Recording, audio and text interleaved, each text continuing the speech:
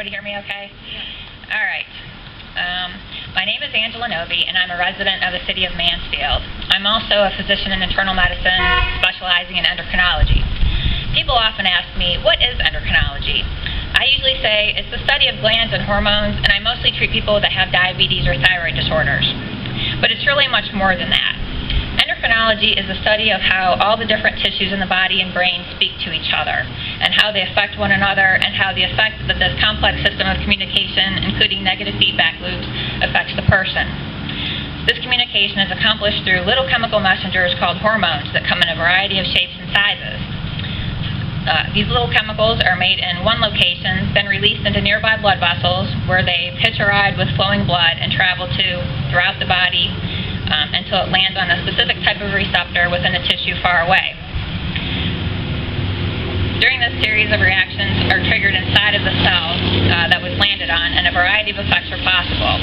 It could result in the speeding up or slowing down of the production of another hormone like estrogen or testosterone, or this interaction could speed up or slow down the growth of some other tissue. Examples of well-known endocrine glands include pituitary, thyroid, adrenal, ovaries, and testes. But bone and fat are also now considered endocrine organs, and as time goes on and we learn more about the mechanisms of physiology, I think we're going to find that all tissue in the body is really part of the endocrine system, and it tries to keep the body in a state of balance called homeostasis. Puberty is a familiar example of how hormones can cause profound change and development, transforming girls into women and boys into men. Hormones affect the growth and distribution of hair, fat, muscle, bone, and turn on the ability to reproduce and affect the brain, including aspects of memory, mood, and behavior. In order to have a successful outcome, these hormones must act in a precise, well-timed sequence in the right location with the right intensity and duration. As you can see, these endocrine pathways are highly varied and complex with a wide spectrum of function. It's also a very sensitive system, and even very small amounts, like in parts per billion type of concentration of substances that interfere with these signaling pathways, can have devastating effects by mimicking or blocking the action of these hormones.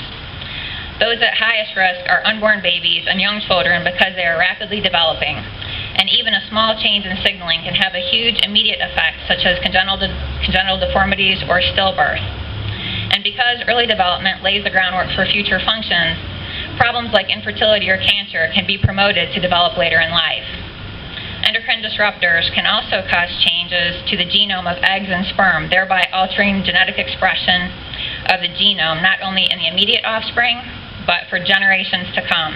And it's been proposed that our current epidemics of obesity, diabetes, and autism may be in part related to some endocrine disruptors in our environment.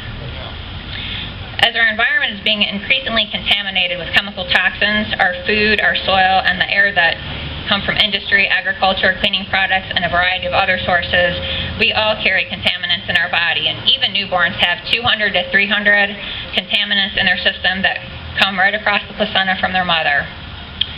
We really don't understand how most of these will affect our health or future generations, because most of these chemicals and agents on the market have not been studied in this regard. So I hope you can see that tight regulation of chemicals and hormones is essential to maintaining health within the human body, and therefore it is essential for our environment as well. This brings us to the topic of fracking, in which a variety of chemicals are introduced into the earth during drilling and fracking phases.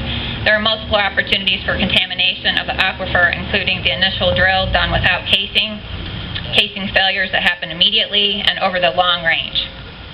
Fracking fluid migrates through fissures, probably, as well as cracks, and methane being released from rock formations can directly affect the aquifer.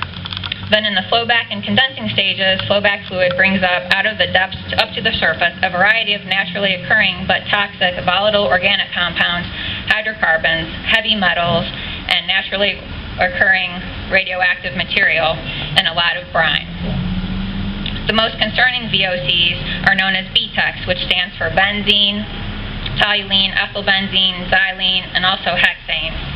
Benzene is a potent cause of cancer and damages nerve tissue such as the brain, but prenatal exposure to benzene causes neural tube defects and lower health scores at birth.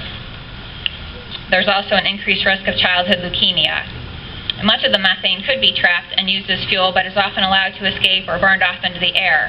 And this methane or other VOCs like benzene, when combined with ultraviolet light from sunshine and the nitrogen oxides like are readily available from diesel fuel from all the trucks and equipment on the drilling pad, can turn into ground-level ozone, which causes irreversible lung damage, asthma, COPD, bladder cancer, strokes, breast cancer, premature birth, and premature death.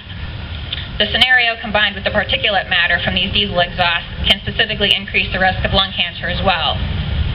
Also, in our geographical area, we also have a high risk of hydrogen sulfide gas coming back to the surface into the air, which can cause a variety of health problems ranging from mucosal irritation to death, depending on the degree of exposure.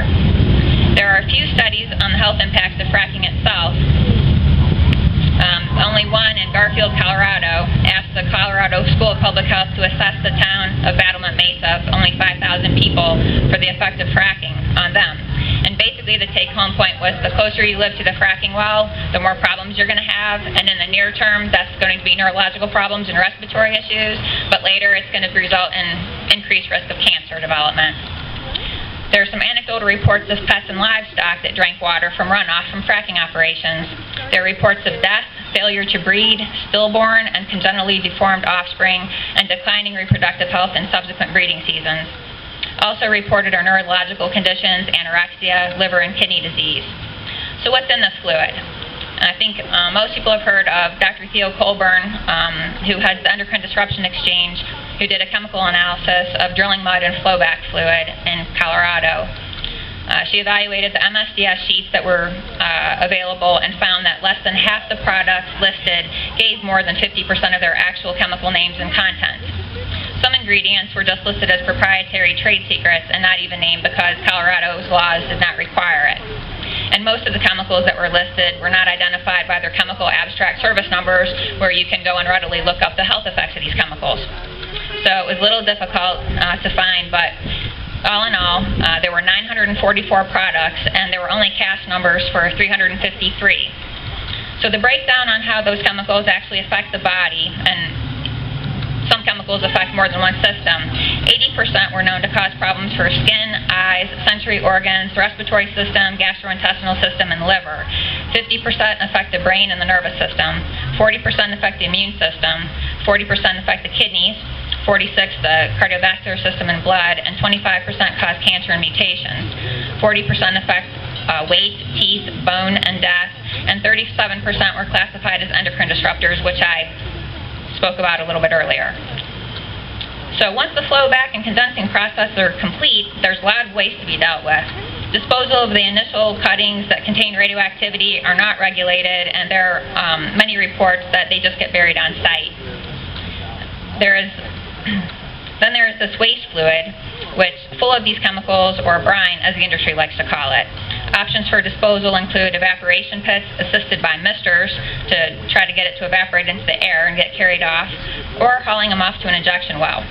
Evaporation pits can leak fluid into the ground, and accidents with fluid spills are very common on site and during transportation to injection wells or water treatment plants.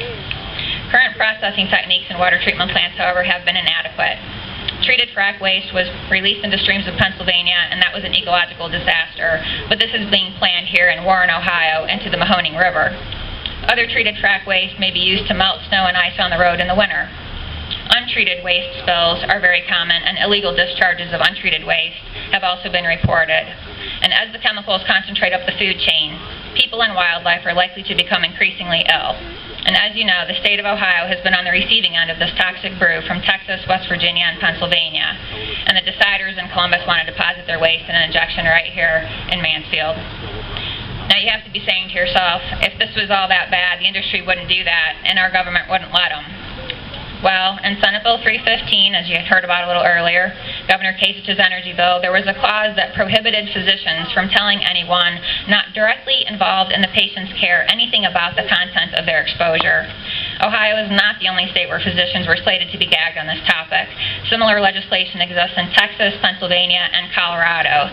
So the Ohio State Medical Association had to send their lawyers to the State House to make sure that an amendment was added, and they did. And basically it just precludes a medical professional from making any report required by it makes it illegal to punish a physician for making a report required by law or within their professional ethical standards. It's still not clear to me who you can share information with, but I guess that was a step in the right direction. This type of secrecy does not engender trust in this industry, nor in our state government, and when it comes to telling us what is safe for us. So who can we trust to document incidents, violations, and exposures, and who should conduct these studies and interpret the outcomes with respect to health? One problem in trying to demonstrate the impact of fracking on human health is that there are no baseline data to compare to. This is one reason why it's critical to slow things way down and assess what's happening in other places. Another obstacle to obtaining information is the practice of the oil and gas industry that forces people with grievances to sign non-disclosure agreements in order to be paid in a settlement or get assistance. Then these people would be at risk for losing what they got, maybe subject to lawsuits themselves if they spoke to anybody about it. After evaluating the situation for themselves, the following medical bodies have made statements of their own. In 2009, the Medical Society of the State of New York called for a moratorium in the state of New York, but unfortunately, Governor Cuomo may be lifting that in a few counties. The resident and fellow sections of the American Medical Association support a moratorium on fracking in populated areas, and the American Nursing Association also supports a moratorium. The Endocrine Society, the American Thyroid Association, and the American Association of Clinical Endocrinologists have stated that they support further study and tighter regulation on endocrine-disrupting chemicals.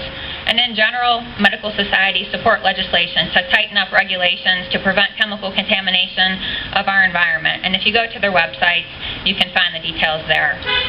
The basic idea was well expressed in the Endocrine Society's position statement on endocrine disruptors and reads, "Until such time as conclusive evidence exists to either prove or disprove harmful effects of substances, a precautionary approach should be taken." I recently read that the city of Cincinnati has banned fracking in their area. They've gotten a green energy company now that makes primarily wind energy and only uses natural gas obtained by minimal drilling into pockets. Here in Mansfield, we have a decision to make as well. Are we going to let Columbus politicians tell us what we will allow to be injected under the ground near our precious water source, especially in light of the complete lack of disclosure and monitoring that they impose with it? Or do we tell our state house we want local control, and then do we even want fracking in our state at all? So please sign petitions today if you're so inclined, and please vote in November.